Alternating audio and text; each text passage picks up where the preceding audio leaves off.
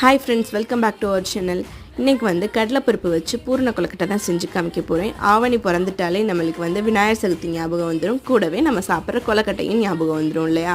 இப்போ எப்படி செய்யலான்னு பார்த்துடலாமா?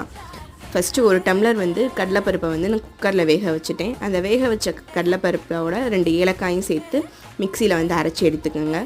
வெல்லம் கொஞ்சம் தூசியாக இருந்த மாதிரி இருந்தனால நான் பாகு காய்ச்சி எடுத்திருக்கேன்.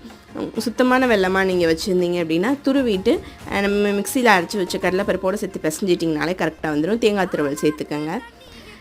பூர்ணம் வந்து கொஞ்சம் இலக்கமாக இருந்தனால நான் கொஞ்சம் பொட்டுக்கடலை மாவும் சேர்த்துருக்கேன். கொழுக்கட்டையோட மேல் மாவு வந்து நம்ம இடியப்ப மாவு எந்த பதத்தில் நம்ம பிசைஞ்சு எடுப்போமோ சுடுதண்ணி வச்சு அந்த மாதிரி பிசைஞ்சு எடுத்துக்கோங்க.